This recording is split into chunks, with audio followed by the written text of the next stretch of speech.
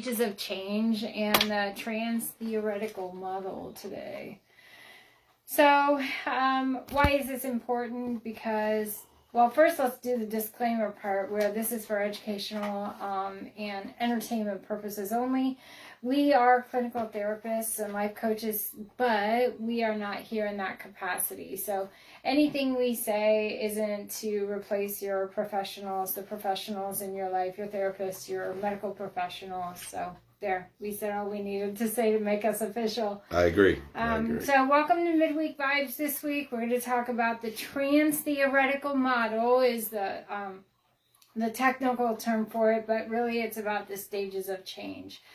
And I think that, like, I know I have a lot of that happening. I work in addiction recovery. James specializes in addiction recovery, and I have a few people going through the transition from being sick to being well, and there's always that weird resistance. Like, if I could give that barrier wall a name, I'd love to figure out what it is. But and what I'm talking about is it's the trans-theoretical model, right? Right. Pre-contemplation is the first step, which is, I don't know what I don't know.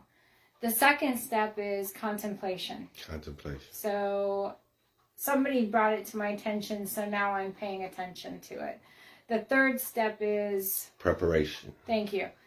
Preparation. So now it's got my attention. Somebody said I'm going to the gym too much, I'm eating too much, I'm gaming too much, I'm drinking too much, whatever the thing that you need to change. So now you're preparing, it's got your attention, you agree with the thing you're overdoing, and now you're preparing to make changes or do something about it. And then the next is action. And in the action stage, you're actually physically going and doing the things that are going to help you get to the end goal. And then the next one is maintenance. Thank you. Maintenance, which is basically what we specialize in. So for addiction recovery specifically, you've already gone through inpatient, you've already done the outpatient, IOP, PHP, and now you're going to us, and we help you maintain for however long until you don't need us anymore. And then the final stage, which for me, I don't ever really talk about the final stage, which is termination. And I don't, because I don't feel like we're ever done. I don't feel like we ever stop doing the work to make the changes. Lifelong work. Yeah. And that's in no matter what you're trying to figure out. For sure. Or what you're trying to change. So that's what the trans-theoretical model is in the stages of change. But okay, now you say, because you have four ideas too. Well, I use the same type of thing, but I just condensed it down. And in my own recovery, I found myself in these stages. So mine is denial. And that's when we know there's a problem, but we have every excuse in the book for it. We just don't really fully grasp it yet that this is the problem. So we try to look for other problems in our life to say that, okay, it's okay for us to drink, and then it's acceptance. And that's when you get to the point of, and a lot of people call this rock bottom or hitting your bottom. But the acceptance for me is, okay, you got me. I'm an alcoholic. I'm addicted to gambling or sex or whatever it may be. And you say, I need to get some help.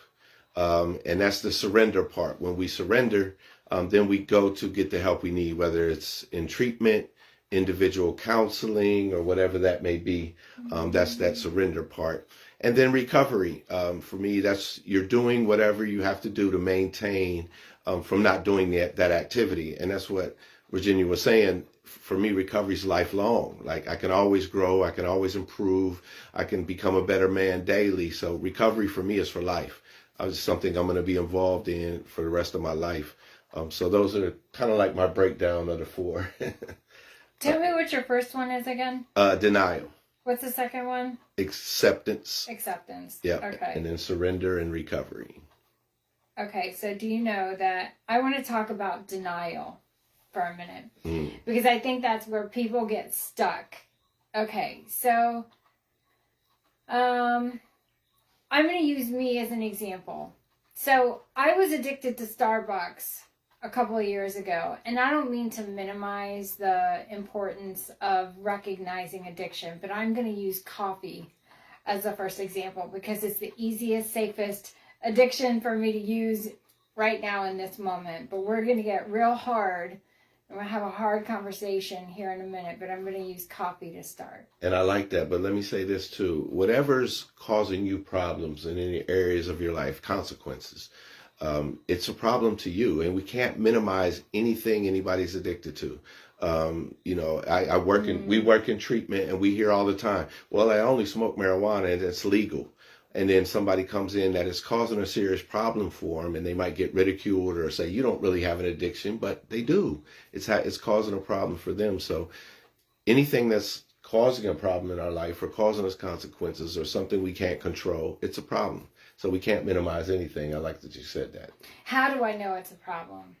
I think that's the very first thing is, okay, someone brought this to my attention, or maybe even me. I know with my coffee addiction, I knew I was going to Starbucks twice a day, every day that I was working. So 5 times a day times $14 a day, that became a financial, like, oh my gosh, could I afford the Starbucks? And part of it, the people that I was working for at the time, because I was in sales, they were like, well, you got to go earn your Starbucks. So guess what I did? I went to Starbucks, I worked my butt off, and I earned my Starbucks, and then there was happy hour Starbucks, and I was rolling back through the drive-thru. So anyway, it came to my attention because I saw how much I was spending in Starbucks, and I was pretty alarmed by it, and I was like, okay, I am aware there's a problem here. What am I going to do about it? So then I'm going through the stages, not intentionally, just because I knew I needed to do that. So then I purchased myself this big fancy coffee machine. It's got the latte and the whole thing. And I had set up my coffee bar. I had the creamers and the caramel and the vanilla, and I set everything up. And wouldn't you know, the next morning I'm so excited to get up, make my latte from home. I've got my cup in my hand, and before I knew it, I was at Starbucks ordering a coffee with my cup in my hand that I had just left from my house. And I'm like, you got to be kidding me. Yeah. I'm in the freaking drive-thru, and it didn't occur to me that I was in Starbucks until she said, can I take your order?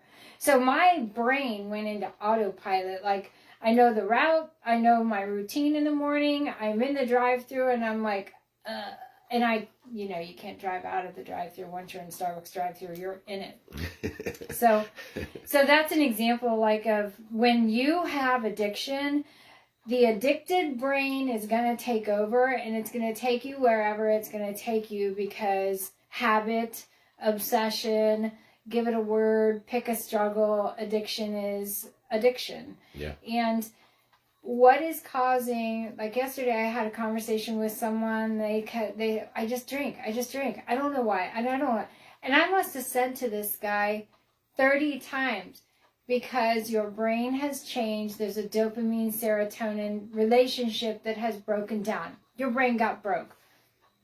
So alcohol and drugs don't break the brain.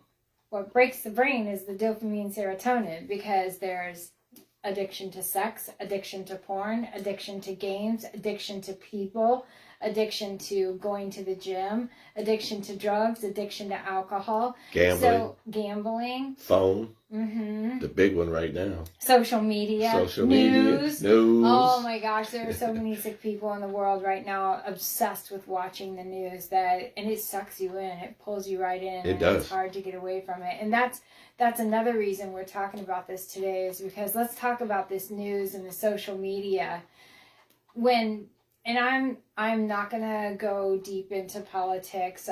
That's not what we're going to do. But if you're watching the news 24/7, that's a thing that you need to pay attention to and break that bad habit. Some of the sickest people, I used to work in geriatrics, and some of the sickest people I ever worked with in my life, the first election that Trump was in office, they sat and watched Fox News 24/7 just streamed Fox News, Fox News, Fox News, and I was like so addiction. And I would go to their house. I'm sad, Virginia. I'm anxious all the time. I don't even flower anymore or garden anymore. And I'm like, how long has that TV been on? Yeah. And I was like, okay, right there is problem number one. We need to get you out from in front of the TV and start getting you back into your life. So, Yeah. Well, it's whatever activity we're doing. It becomes our new norm. And our culture. Our culture, when we do it for so long, it just becomes a part of us. Like, so when I'm drinking every day, it just becomes who I am. And I started late in my addiction identifying as an alcoholic. And like, that's who I am. And this is what I need to function. And so, and that's with anything we're doing. We feel that becomes a part of us and it becomes toxic. So we have to break that, that behaviors so that we're not toxic anymore. To ourselves, to our family, to our jobs, to our dogs, to our everything. Everything. To our cars. It becomes the most important thing in our life. And we put priority over everything in our life. And we don't even realize we're doing it. Right. That's it. That's part of the drive-through. The pre-contemplation, the denial. We don't even realize that this is going on. And like you said, until somebody points it out or we get that aha moment like, oh my God, this is too much. And even once we start making the changes, the denial, let's sit on that for just a second. Because I got sucked into the news like a week ago. When you and I were like, we can't talk about politics, man. We did. We got to have that agreement. We had a few little conversations about it. And we agreed that we can't do that. And I had someone else, my shaman, reached out to me and said, Virginia, do you need a Zoom? Because I'm going in the rabbit hole. Yes. By design, the news is creating a space of chaos and unrest and fear and control, and it's the news. And the more we watch it, the more we have those feelings, and the angrier we get, and the more afraid we get. I would say 100% of my people have come to me and said, what am I doing? What are we doing? How do I make this stop? Yeah. So it's a scary time. And it's mindfulness and making sure that the energy that's coming into your space is good energy.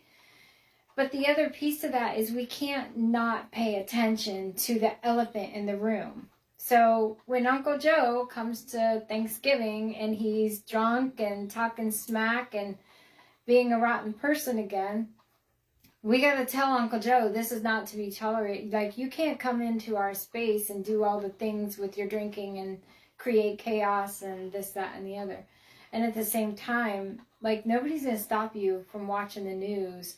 Nobody's going to stop you from going and drinking. So you have to have that self-awareness. And the telling the truth, which is, I keep coming back to denial. Because just because you quit drinking and you picked up pot, you're not in sobriety. Right. There's this thing called Suboxone, and what's the other one? Methadone. If you're, now you're just a functional, but you're not in sobriety. Yeah. It's harm reduction is what they call it in the business. Just, reducing the harm. And, it's the lesser of two evils if I'm on Suboxone other than the heroin or methadone other than the heroin. But, it all depends on and once again, this is for entertainment purposes only. Yes. It all depends. Let us reiterate, we are not giving you clinical advice right now. No. Because this is going to... Yeah. But for me, it's total abstinence. Me too. Because I will abuse anything to get outside of my head and to feel high and to not deal with life. And so I need, me personally, total abstinence. And that means no substances. And so that's part of that denial. Well, I can do this or do that and I'll be okay. Or because it's legal, I can use, a lot of people now are using, well, marijuana is legal, so it must be okay. It must be right for me. But that'll be your decision. But for me, with marijuana too, it is legal. And technically it's not addictive because it's not firing dopamine in the brain. But what is addictive is escape. And I think we talked about that the last time we were here. And what they don't tell you and I'm not giving medical advice, but what they don't tell you is that after so long of smoking marijuana, when you try to quit, it's going to cause anxiety. Yeah. So now the thing that you were trying to get rid of, okay, so let me frame this, because when I have people that come in and they have addiction, they're going to have massive anxiety when they quit drinking. So there's a window of time there where if people pick up medical marijuana, and you may differ on this and we've never talked about this, but there's a window of time there where I'm like, oh, it's a slippery slope, but I'd rather you smoke pot than drink, because at least with pot, you're just chilling and watching TV and you're still somewhat functional. Whereas with drinking, you've pretty much burnt the house down if you're at the addicted stage. So, but that doesn't mean you stay on it. Same with Suboxone, same with methadone. Just because they say, okay, we're going to get you off of opiates, pills, and prescribe you with this, not giving medical advice, but there's a window of time. That's not a lifetime. That's a window of time to get you functional, to get you some skills, to get you some treatment, to get you stabilized. And then we move into the next step of there's no more Suboxone, no more methadone, no more marijuana, and we need you replacing old addictions with new good behavior. Like, Absolutely.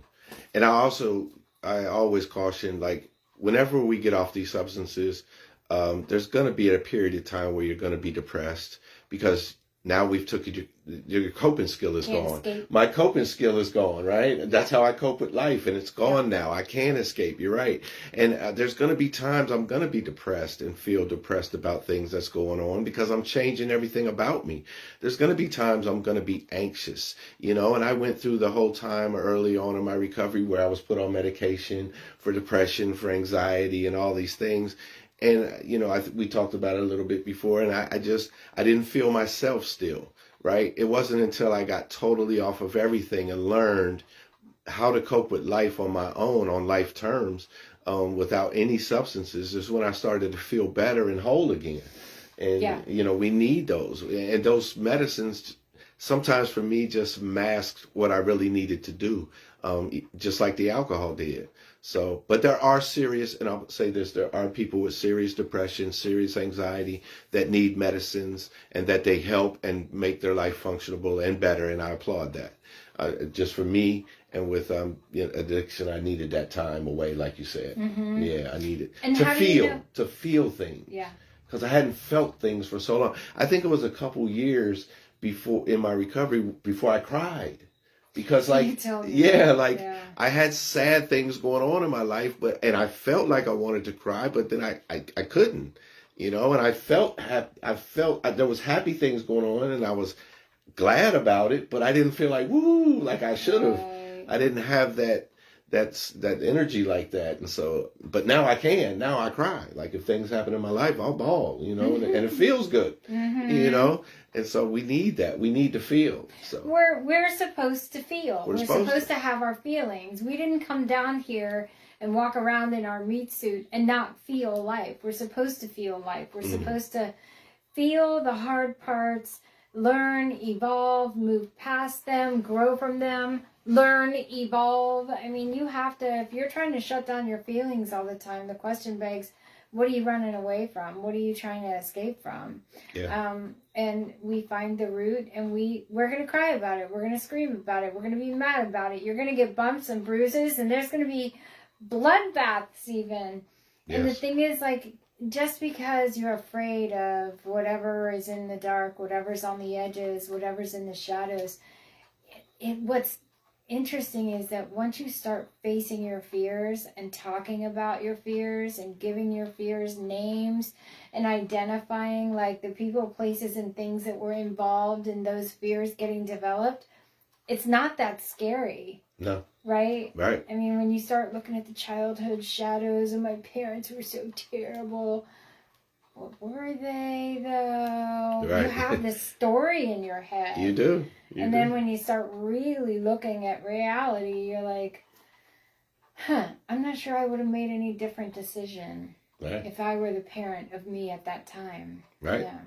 And then you get to build, once you go through, that first heartbreak or that first tragic event in your life or that happy event, you start, building resilience and you start developing who you are as a person, and knowing that, and that self-confidence, that self-worth, that self-esteem builds because I know now I can handle any situation that comes at me. Mm-hmm. Like if something happens to me tomorrow that's tragic, yeah, I'll cry. I'll feel sad. I might even lay in bed for a couple of days and watch Netflix. Suck a little. It might suck a little, but guess what? I'll be okay. Mm-hmm. I'll be able to get through it. And that's something I never knew in my addiction. Anything that happened in my life, I would just drink about it, and forget about it. But it never left. It was still always there. And that's why when we get sober, all these things come crashing down on us that we never dealt with our whole life, And now I got to... That sounds terrible. It does. I always describe it like this. I walked around with a backpack on my back my whole life. And I get a DUI. Oh, goes in my backpack. I get divorced. I throw it in my backpack. Something happens to me. I put it here. I never deal with it. And it was an already full backpack, by the right, way. already when you full. got into So adulthood, then you were consciously packing. By that time, I'm dragging this thing around in life, just still trying to drink. And when I stop, now I got to deal with all this that's in there. And it's tough. It's tough. And it's scary, and that's why people relapse. Yeah. Yeah. Yeah. Yeah. And that sounds like really scary, and that sounds like really awful, but with trained professionals, you can step your way into, okay, I'm ready to talk about that one. Let's pull that one out. You only do it one at a time. You're not eating the whole backpack or unpacking the whole kit and caboodle. You're doing this one thing at a time, methodically, week by week, session by session. Yes. And with a good professional that you have good rapport with, that's how recovery happens. It's a marathon. It's not a sprint. And you have to trust the process. We're going to unpack trust the process in about 2 seconds, but what do you think about that? Surrendering? Oh, absolutely. Yeah. That's part of the surrendering, and like you said, it looks overwhelming when we have all these problems and these issues to deal with. But that was perfectly said. We're just taking one at a time. We have to take one at a time and deal with that and get to a place of peace with it. Because a lot of people, I hear people all the time say, well, I did work on myself. I did this, I did that. But they're still showing the same behaviors, and it's the same emotions. Same emotions and same patterns. And it's like, did you do work on that? I don't know, Just because you talked about it, there's a lot of processing in that. And getting to a place of peace with it for yourself. It's not for the other person or the other event or anything. It's just to get a place of peace for yourself with it. And, it takes time. It takes time. People ask me all the time, well, how am I going to know, Virginia? When am I going to know? When am I going to be done? Love that you want to speed this up. Love that for you. However, pause. But I can authentically say, like, how am I going to know that I am done with my addiction? Well, I have a conscious awareness of when I drive through Starbucks now, and it's a gift I give to myself once in a while when I'm on a certain side of town. But I had another addiction to a human, my ex-husband, and oh my gosh, I was so addicted to that person. He was my heroine, and it took me years and years to get over that. But even now, I say to myself, okay, how am I going to know? Did I do the work? Did I get enough therapy? Did I learn enough things? Did I try enough things? Did I write enough things? Did I breathe through enough things? And just this morning, because I knew we were going to talk about this, I asked myself a hard question. Are you done? Are you over it? I'm not sure I am, even though it's been 3 years, because if I saw him in a restaurant, I would turn tail and run the other way. Mm-hmm. So am I healed, or could I sit and just be in that space?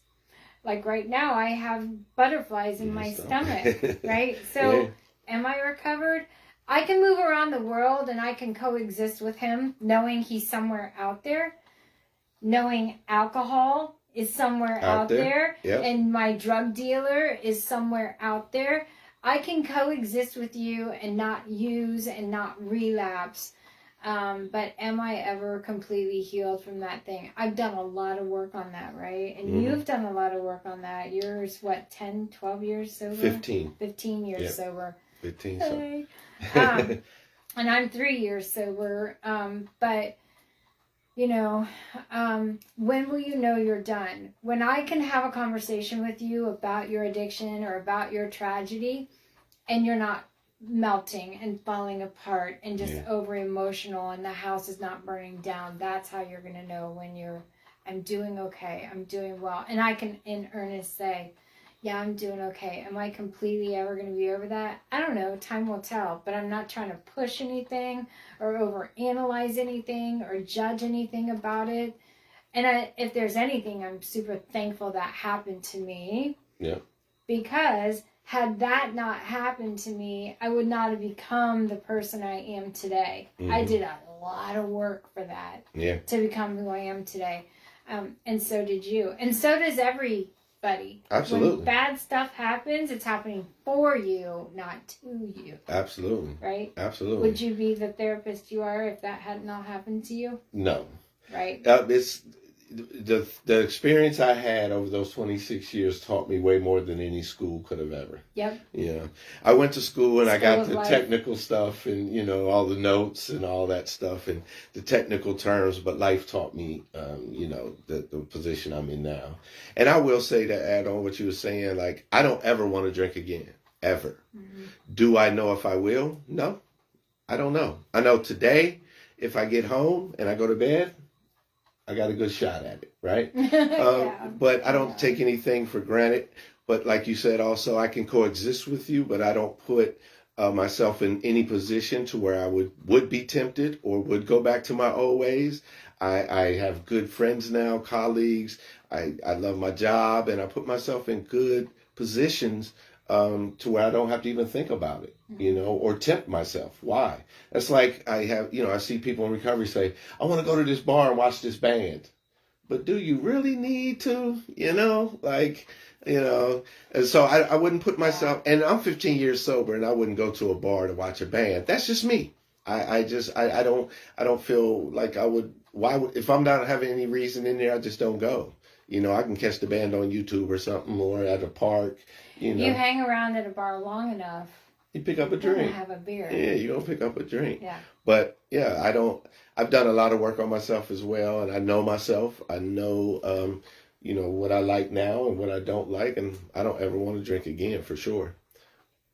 I have some questions for you. Because those of us that are, for the people that are watching, that are trying to figure out how to do this thing, how to get to treatment, how to get into recovery, like, what steps can we see? Like, where do I start? I know I have a problem. I know I need to change, but there's a wall between me and that sobriety, right? And that going to treatment for the first time, admitting that you have a problem, the entire problem. Yes, you're an alcoholic, but what about the pills? We're going to talk about the pills too, right? And it's back to that same thing, but like denial. So going back to how do I get to treatment, you have to tell the entire story, not just bits and pieces of the story. And you have to take ownership of the story, and you have to really be ready to get to treatment and stay in sobriety. And the odds of a relapse are high. People relapse on average of 12 times. So just because someone comes to us or they go to treatment or they're detoxed or anything else does not mean that they're going to stay sober. And so we as family members, and that's what I kind of want to go into, is how does the family handle this? As family members, we have to love our people through it. Another James nugget that you left me with. You've left me with so many. Yeah. But hate the addiction, not the addict. Right. Yeah. Yeah. Yeah. We also have to hold no hands, carry the message, not the addict. That was a lot. Say that again. What? We hold no hands, which Don't means enable. we can't walk them through them. Carry the message, not the addict. Drop the seeds. Don't enable. Yep. There you go. Yeah. Because I got this. And I'm sorry, not sorry, but there's a lot of lying and betrayal when people are coming through the stages of addiction. And I learned the hard way, maybe multiple times, that even the people that have the disease of addiction don't realize how in denial they are. Like, there are bottles hidden all over the house and they don't even remember doing that. So Guilty. yeah, and us as professionals, like, we know the story, we know the stages, we know the steps, we know relapse. Like, it's a science, it's a true science. So when we bring this to your attention, the family's attention, we're not bringing things up to hurt you, to harm you, to share your secrets with your family. Like, we've been in this, we've treated, between the two of us, thousands of people. And thousands of people have found sobriety because of the work we do. But that means that you have to tell the truth, and so do we. And that's going to be hard. Yeah. I've lost clients because, like, I need you to own that there is more to this than you can see. It's our job to show you the blind spots. Right? Absolutely. The blind spots are hiding bottles, stuff in the trunk. Yeah, I'm taking these pills, but I got that bottle licked. I don't drink anymore. I'm down to 3. I'm down to... Yeah. Oh, and let's talk about I had a 90-year-old-ish in treatment, and we got him off of a case of beer a day. But then his wife came screaming into the facility like, Virginia, and I'm like, what? He's sober. Why are you mad at me? Well, he flipped to a case of Mountain Dew a day because he was addicted to the drinking the beer. So the physical addiction, it's not just the chemical addiction, but the physical addiction is also important to address. Absolutely. Right? Yeah. Yeah. I've been to treatment several times, and I was court ordered, or I went for a different reason or a different purpose, and it never worked until I wanted it for myself. I had to want it for myself, and that just came from, hitting bottom, wanting at one stage at the end, wanting to commit suicide, because I couldn't live. And this is important because when you get to this stage, it's really rough on a person's mental. I couldn't live with it, and I couldn't live without it. I absolutely did not want to drink anymore, but I didn't know how to stop. And it was torture. I mean, how many times did you tell your family, this is it, this is the last time, I'm not doing this anymore? Hundreds. And you believed it. I believed hundreds it. Of times. I believed it. Yeah, I believed it. We want so desperately to believe you, and we do when you say it, and we can see in your face, he means it this time. Yep. And then, just when you think it can't get any worse, it gets worse. Yeah, it gets worse. So the last time I went in, I wasn't court ordered or anything. I was just beat. I was done. I didn't know how to do it, and I wanted to die. And I went in. So, and it saved my life. 30-day treatment. They say it takes 30 days to break a habit. That got me away from it. It allowed me to clear my head, clear the fog out, and understand where I was at and what was going on, and really decide at that moment, like, I want to do this. I want to be sober. And whatever I need to do, I'm going to do it. And if I were to force you to treatment, because we're getting a divorce if you don't go. Yeah. How's that work out? We're going to be divorced.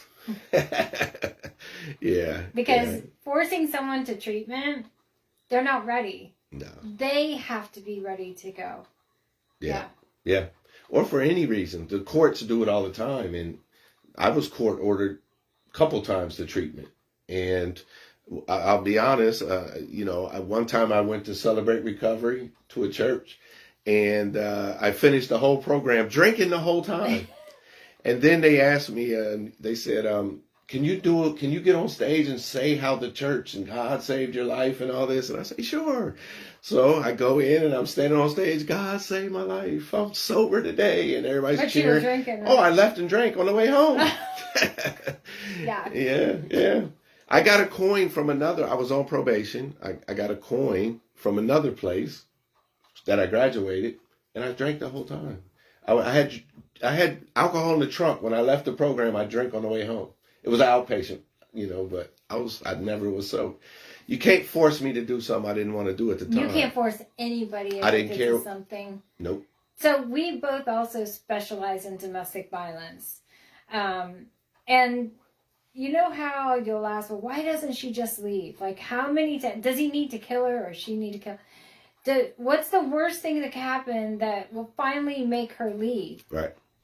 It's the same thing. Yeah. It's a trauma bond. You're trauma bonded with your person. You're trauma bonded with your addiction. And it doesn't matter how many times you ask someone to leave a thing or a person or a job or an addiction. Yeah. If they're not ready, they're not ready. And the best you can hope for is to plant the seeds. Eventually enough seeds planted. It's a law of large numbers for me. Like, plant enough seeds, eventually something is going to take. Eventually the soil is going to be ready to blossom. There's a leaf, there's hope. Great, hang on to that. But as people are relapsing, it's nothing personal. People that have addiction, honestly, like, there isn't a person I've treated yet that said, oh, I love the alcohol, I love drinking at the end. Right. Like, they hate it. Yeah. Hate it. I miss the lifestyle. Like, everything that came with it. Like, I caused all the chaos. I would rip and run. I would here and there. And I just, when I put the bottle down. You were addicted to that too. I was. Because when I put the bottle down and I was like, okay. And I went through treatment and I came to live with my mom in Columbus. And I remember sitting on the back patio with a cup of coffee and the birds were chirping and it's just peaceful. And I was like, what am I doing? Like, I don't know what to do here. Like, I didn't know what to do with the peace and the serenity because I was so used to all the chaos I caused. Mm-hmm. And I really missed it. I mourned it. Yeah. Yeah, I really did. Yeah. So, yeah. So what do you tell people about what to do with that energy? Like, oh my gosh, I'm crawling out of my skin. I've got to go drink. How do you get through that? Well, I had to find new healthy ways of spending my time, right? And so, I had to develop that. I find for myself, like, the things I used to do in addiction, I don't like doing no more. I remember one time I tried to go out and shoot some pool one time, right? Because I love shooting pool in addiction. I would gamble. I'd go to bars. I would be in there all night drinking and gambling and all that, the glasses. It just was all of that. And then I go to try that at like a gaming place, right? Just shoot some pool. And I didn't like it. I tried to play a couple games and I was like, well, why did I find this fun? Mm-hmm. It was the other things, not that. So, so just developing new things, new ways to have fun, and getting some healthy coping skills. And two, because even in our business, self-care is important. Yeah. So we have to know, like, what we have fun doing, and just for our sanity now, like, we have to be able to. And people always think of self-care, they tell me, well, me and my wife went out. That's not self-care. That's self-care for your marriage. Self-care for yourself is something you like to do. Mm-hmm. Only you like to do. You go out, even if it's read a book, go out. I have some remote control cars I love to do. I'll take them to the park and just zoom them all over. Or I got a drone. Date yourself. Date yourself. Is a really good step in recovery. Date yourself. Take yourself to coffee. Go to the bookstore and hang out. Go spend some time in your garden. And the other thing, like, addiction is extreme, like the one that you're describing. It's extreme. So you're also addicted to the noise, the clinking of the glasses, the being in the bar, the camaraderie. Like, what my buddy? Hey, man, everybody knows your name at Cheers, right? Yeah. And it's loud and it's noisy and it's a heavy energy and it's firing dopamine. Just the thought of going into the bar, you're already relapsing. you know, like Good point. just the Yes. idea that, oh my gosh, it would be so amazing if I could just hit up the bar tonight and see what everybody's doing. Bullshit. I'm gonna call bullshit on that. Yeah. You know exactly what everybody's doing, but you're already in relapse. You're in contemplation again of the stages of relapse are pretty much the same thing, but stages of relapse are, I'm thinking about it, I have an emotional attachment to it, now I'm just going to go see, you're actively engaging, now I'm going to use. Yep. Right? Yep. So, this whole Because I've been sitting in roosters eating, you know, a meal, and I hear the glasses clink, clink, clink, clink. It's like, whoa, it's trigger, you know. Your heart's like, yeah, it's like, I hear you, I'm coming, my love. Yeah, because they have a bar over there, but I go in to eat. They got TVs, I watch sports, you know. So, but I've sat there a couple of times and, you know. White knuckling you, I'm just going to eat this shit. Well, just hearing it, like I know what's going on, but I'd never, only a couple times I've really, like, it caught me, you know, like, wait a minute, that sounds familiar, you know. So it's all part of it. Yeah, it's pretty wild. What is the thing? How do we tell people how to get started in going to treatment? Like, because you know that wall, that very thick brick steel wall between, I'm going to finally do this. This is it. What is the thing? What is the thing that finally breaks? Well, like I said, for me, it was just, I can't live with it no more. I can't live with it. That was my break. Yeah. I can't do this anymore. You're going to kill me or I'm going to kill me. Yeah. And it ain't going to be, you're not going to take me down. Yeah. I got too much to live for. Yeah. Mm-hmm. Yeah. I just can't live it. I can't live with it no more. So I need to seek out help. And, treatment the last time, because I wanted it, worked for me. It changed my life, you know? Yeah. Yeah, it really did. It changed my life. It set me on a new path. Now the rest was up to me, you know, but when I was in there, I was safe. I was learning about myself, about my addiction, and learning the consequences that I wasn't seeing because I was in denial.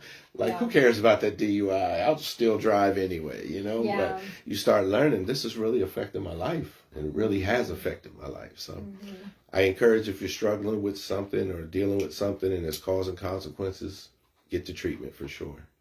Seek out some help. And don't compare your rock bottom with somebody else's rock bottom either. And I see that a lot in the rooms. People talk about, well, I have alcoholism, but I don't have that alcoholism. Man, that guy really burned his life down. So I'm good. I don't have it that. I don't drink every day. I don't use every day. I don't go do that terrible thing every day. My wife hasn't left me yet. So there's like a million... all those excuses. That's your addicted brain saying, it's okay. It's okay. Yeah. Don't do it again. Yeah. You're good. You're not that bad. You're still able to fuck this up. Yeah. I'm going to say it. You're still able to fuck this up. She hasn't left. They haven't gone. Haven't lost my job. Still have my car. Still have my house. Right now you do. But FAFO. Yeah. Yeah. Yeah. Yeah. And on the families, like, when someone is willing to go to treatment and if they relapse, I would say try to catch this in the beginning. If you start to see someone you love engaging in addictive behavior, never give up on them. They need you. They need you to love them through it. They need their community. Never give up. But also at the same time, don't let them cross boundaries and lose yourself in somebody's addiction.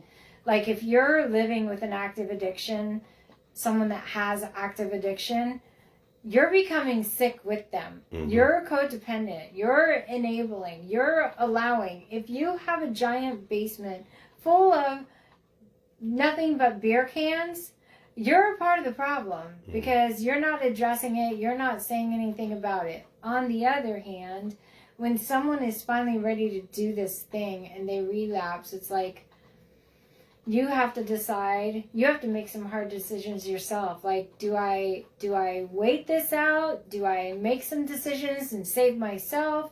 Like, families, just know that the person with addiction is not the only one that needs to go to treatment. Like, you guys need help too. Yeah. And so don't minimize how you feel about this. You got sick too. Yes. I think is so important for It us is to important. talk about. It is important. Yeah. And even people that are, I'm going to say this out loud. I'm going to talk about the quiet parts, James. People are using Western medicine, and doctors are prescribing pills, and people are afraid to go off their medications because, well, if I'm not on this antidepressant that I've been on for 15 years, won't I fall apart? Mm-hmm. The answer is no.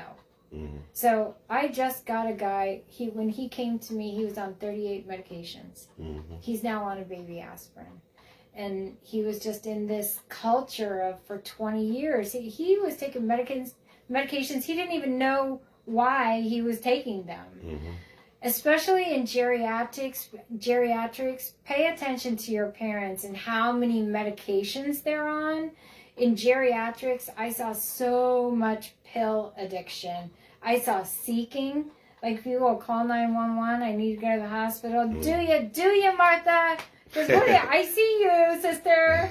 Yeah. Yeah. I had a guy like that in treatment too. He came in when I worked in an inpatient facility many years ago, and he came in and he was on a lot of medications and he was in a wheelchair.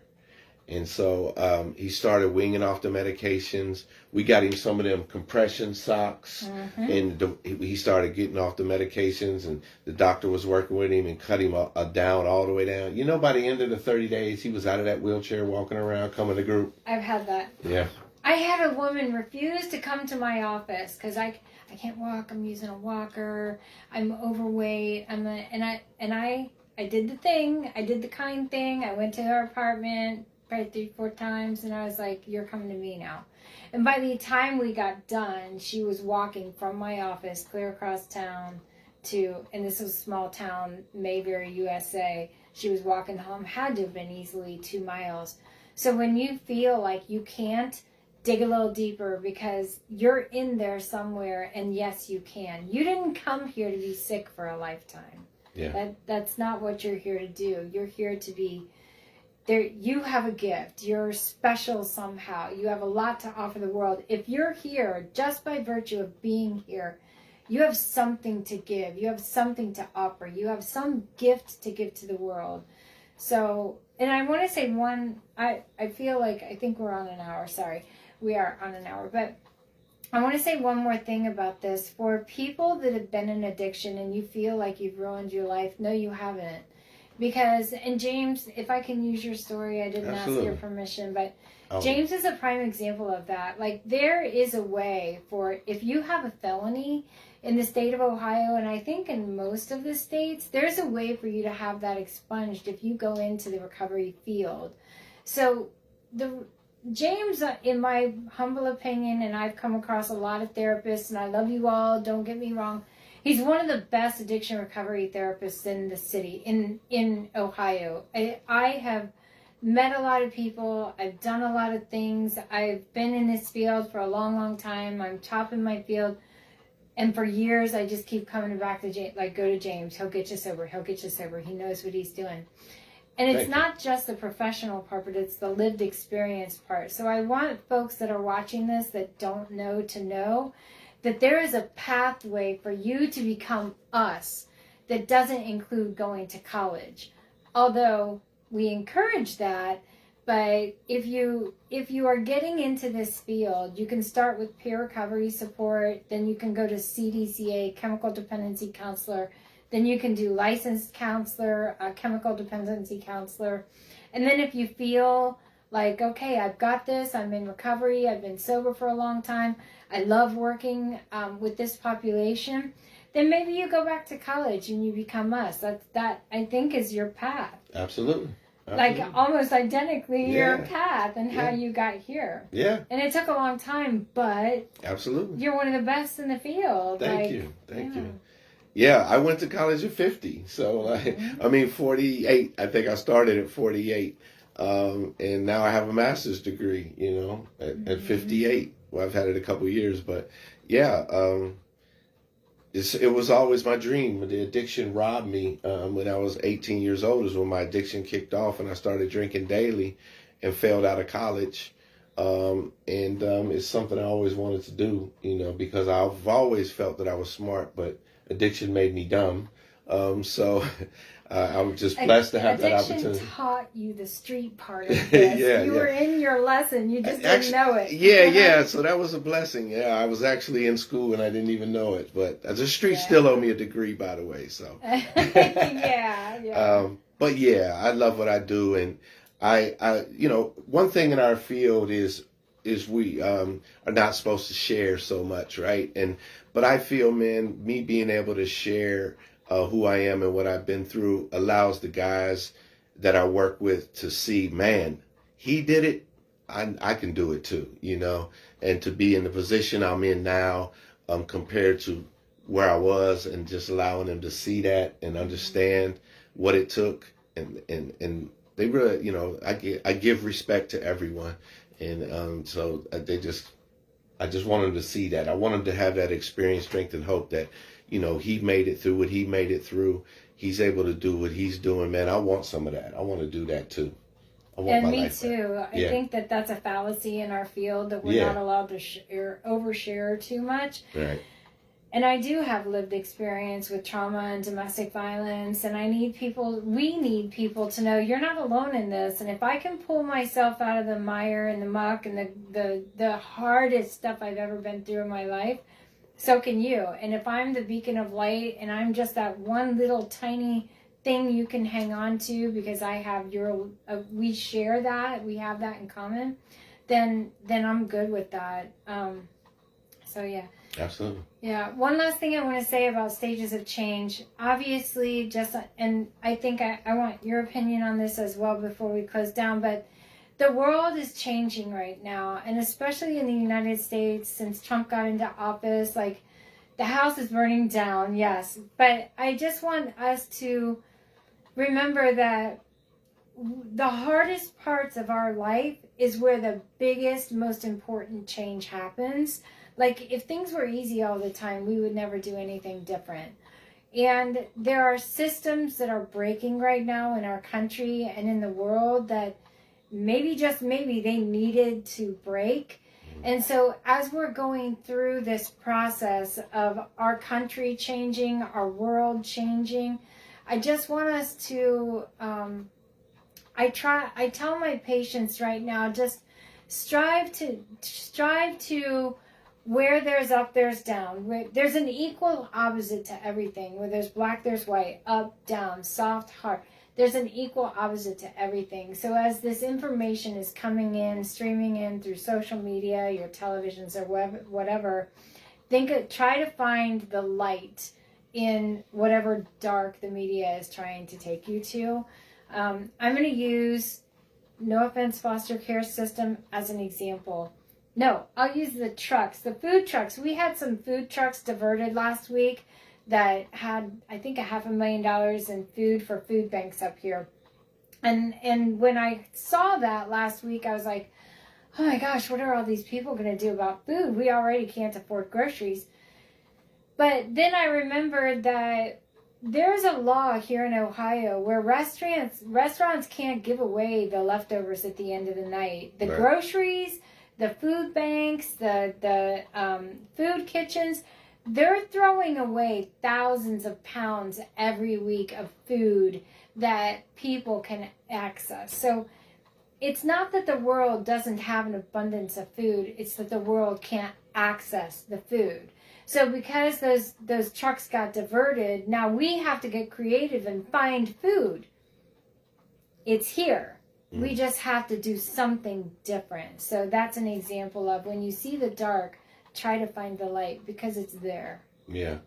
I just want to add, with everything going on in social media, just make sure you're watching credible sources, and getting your news or your information from credible sources, because nowadays anybody with a phone and a camera can get on there and spew any kind of things they want. And, you just got to watch what you're watching and, get it from a credible source. And bots. And also do your own research. Yes.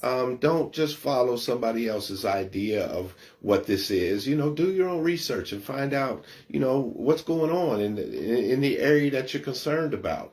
Because the information is out there. Just don't follow anybody on the internet with a camera and a voice, because they could be spewing hate, they could be spewing lies. And so we got to be careful with that. And it affects our mental health. It can really affect our mental health. And with things going on, just be careful in what you're watching and where you're getting your information from. Mm-hmm. And doing mindful and taking care of yourself, taking hot baths, journaling, spending time with loved ones, choosing to turn it off for a little while if you need to, and finding the light. Like, if you can't go march, write your Congress. If you feel like you want to march and that's going to make you feel great, then do that thing too. And don't be afraid to use your voice and use your rights to vote and make change. Those food trucks, we all should be lining up at the State House and telling Congress, okay, well, open it up so that we can move food that is already existing in our state. Like, restaurants should not be throwing away that food. They should be donating it to the food shelters and the food kitchens. It's ludicrous to me that that's a law that they can't share that food. Yeah. Like, are you kidding me? So, especially with shortages at our food banks right now. Right. Yeah. So there are things that you all can do, that we all can do, that are positive and that are evolving. Are you evolving our country and the world? Are you contributing to light, or are you contributing to the dark? And ask yourself that all the time. And am I taking care of myself? Take care of yourself. Yeah. Self-care. Take care of your mental health, emotionally, mentally. It's important. Yeah. Yeah. Final disclosure. This was all for entertainment and education purposes. This is not meant for us to give you clinical advice or medical advice. Talk to your professionals. James and I are available. We are taking clients right now. We're downtown Columbus, Broad Street. Check us out on the web, behealthyforlife.com. We have groups and webinars and events and all kinds of fun things happening. Thanks for being here. Like us, love us. Share us, subscribe. Yeah. All the cool we'll be here every Wednesday at 5. Yeah. So Wednesday or midweek vibes will be Wednesday at 5. And now thank you guys for watching. I see Lindsay, Laura, hey Greg, EJ, Mom's on there, I think. Thank you guys for watching. Hopefully I'll see you guys next week. Have a great week.